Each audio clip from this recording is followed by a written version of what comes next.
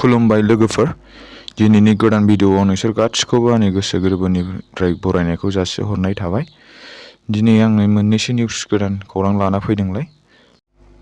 सेथि खौराङाव दं, रायजोआव पेट्रल डिजेलनि बेसेना बारा जालांगासिनो दं। जौसेनि बारा जाबाय, जायनि थाखाय साधारन सुबुंफोरा गोबां जेंनाजों मोगा-मोगि जानो गोनां जादों।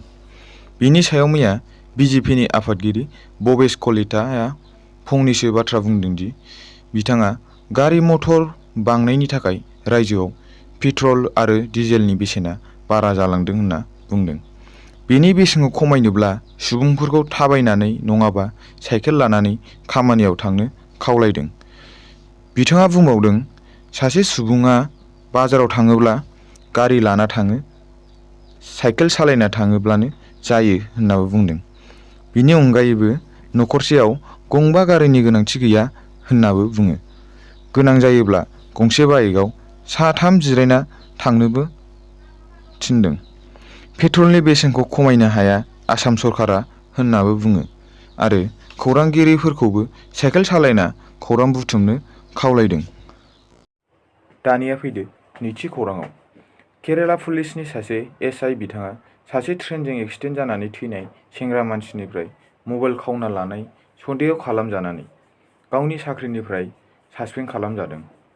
एसआइ बिथाङा गावनि पुलिस लोगोफोरनो जेबो खिथायालासिनो मबाइलखौ लाखोमादोंमोन होनना मिथिनो मोननाय जादों। दा बे केसनि सायाव पुलिसफोरा गावसिनि खामानिखौ मावगासिनो दङ।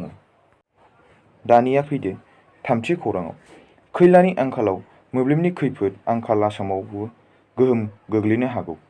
आसामाव सानफ्रोमबो पिक आवाराव 2000 निफ्राय 2100 मेगावाट मोब्लिबनि गोनांथि जायो।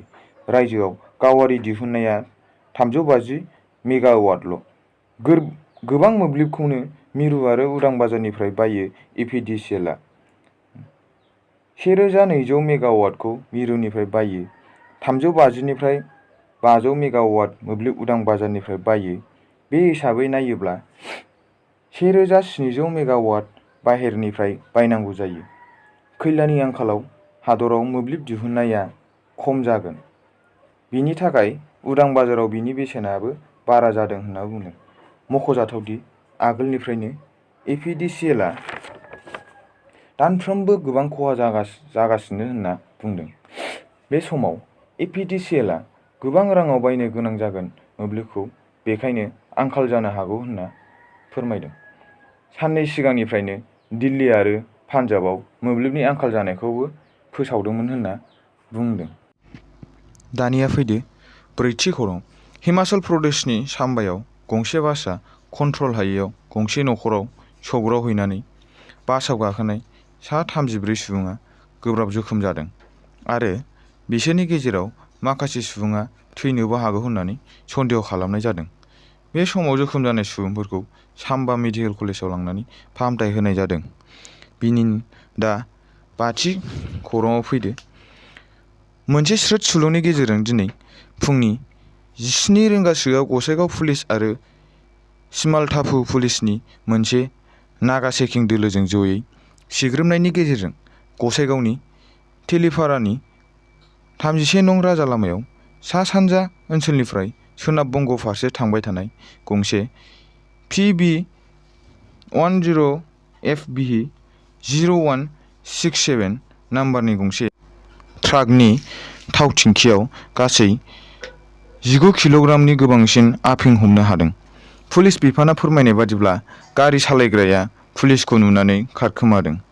गसाइगाव महकुमानि एसडिपिअ बिथां सौरभ गुप्ता बिथाङा फोरमायबावनाय बादिब्ला हमनो हानाय बे आफिंनि बेसेना गासै कौटि रांसोनि जागोन आरो बेफोर बेसादफोरा सोरनिमोन आरो बहानिफ्राय बबेसिम लांनो नागिरदोंमोन बिनि सायाव नायबिजिरनाया सोलिगासिनो दं होनना फोरमायो। दानिया फैदो जोबथा खौराङाव। बिधान सभानि बुंथिगिरि बिस्वजित दैमारी बिथाङा बुंदों दि तामुलपुरा नबेम्बर दानसोआव जिल्ला महरै मावफुंजानो हागौ। बिसायख'थि जायामोनब्लाबो अक्ट'बरनि जोबनायथिं जानो हागौमोन।